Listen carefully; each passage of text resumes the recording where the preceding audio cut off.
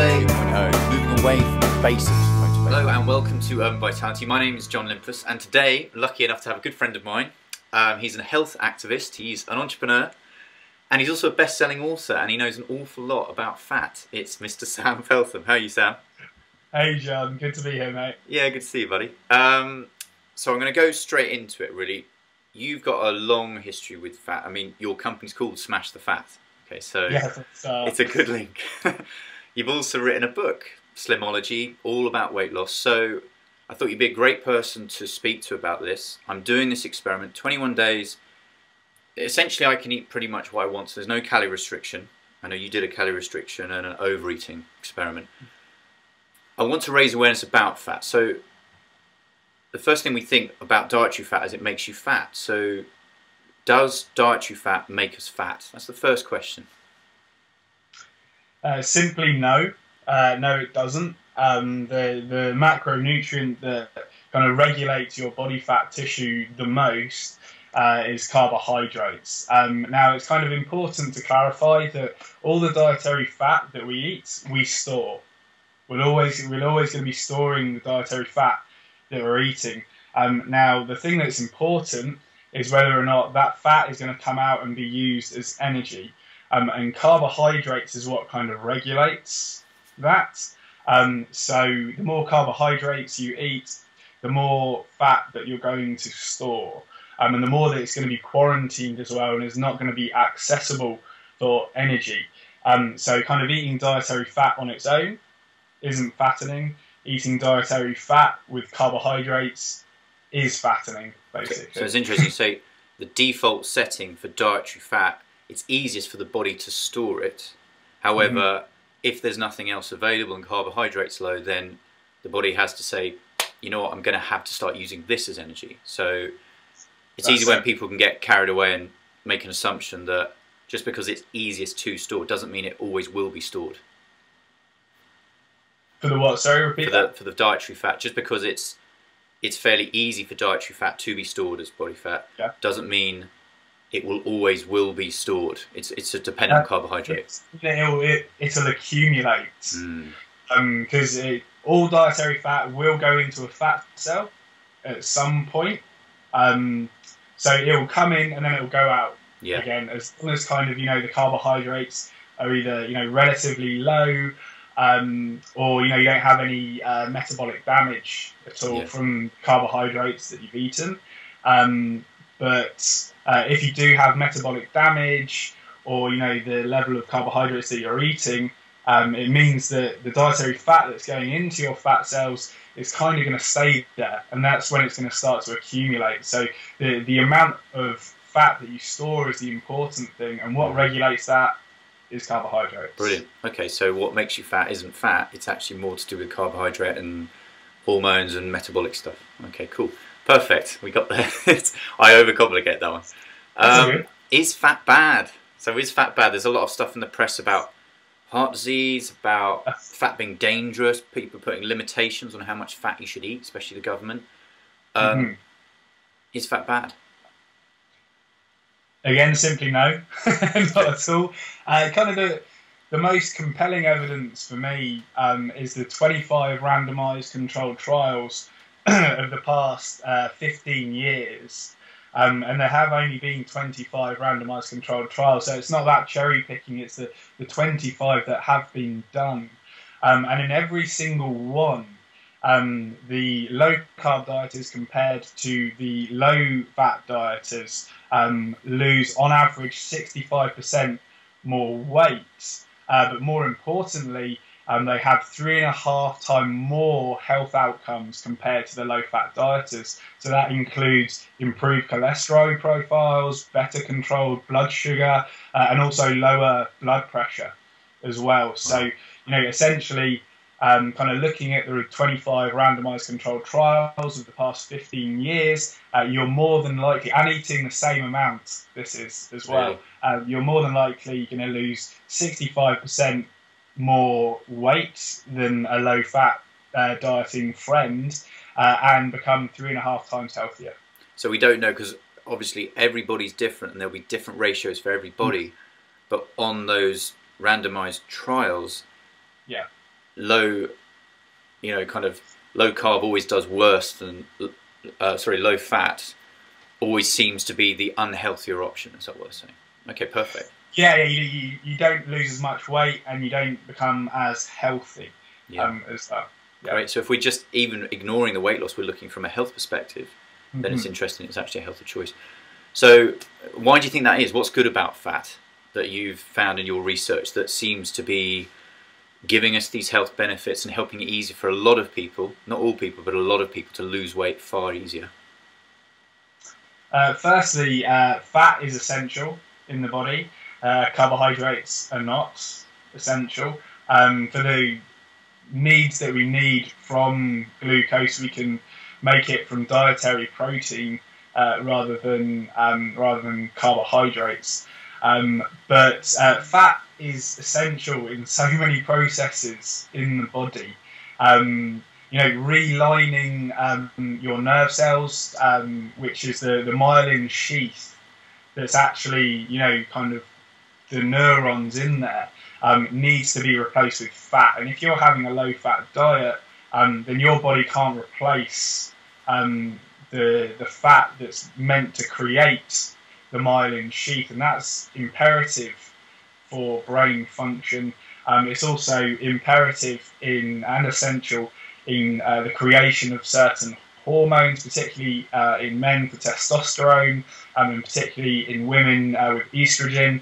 And it's just the most important nutrient that we need, and it's been a rather confusing 40 years that we've actually recommended people not to eat it, seeing that it's so essential in our functioning. Yeah, and I think that's interesting. You say it is essential, so if you don't eat it, the body's going to struggle to get these vital components of health. So you're taking out something that is vital for life, then it's inevitable that health will, deteriorate. So I'm going to go, the government tends to talk about around 30% fat in your diet. Normally I work at around 50 to 60% fairly well. It works well for me. Everybody's different, but that works very well for me. I'm going to go less than 10% for 21 days, just see what it's like. And that's the only rule I'm going to have. I will eat, I'll eat a healthy diet. I'll have my, everything will be low fat. It'll be whole grains, the whole usual caboodle. But the main component is I'm not going to be having that fat, that essential fat that you're talking about. So what do you think in 21 days, what differences do you think I might notice? In 21 days, you'll find that your cognitive ability will probably decrease a little bit, because your brain is used to running on fat, essentially. At the moment, there'll certainly be a period of brain fog. Okay. For a little bit. You might find towards the end as well, as your skin cells are starting to regenerate. Again, that's something that fat is involved in, is the regeneration of skin cells, hair cells, and nails.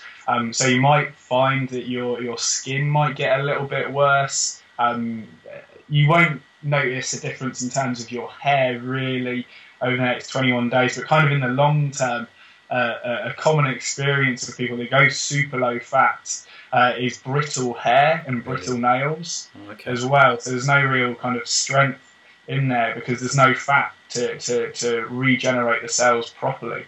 And they're trying to cling for everything that they can. But kind of, the main thing is that you might feel your skin get a little bit worse, and you might find your brain function isn't as optimal as usual. Interesting, is it? Because it will be subtle. Great.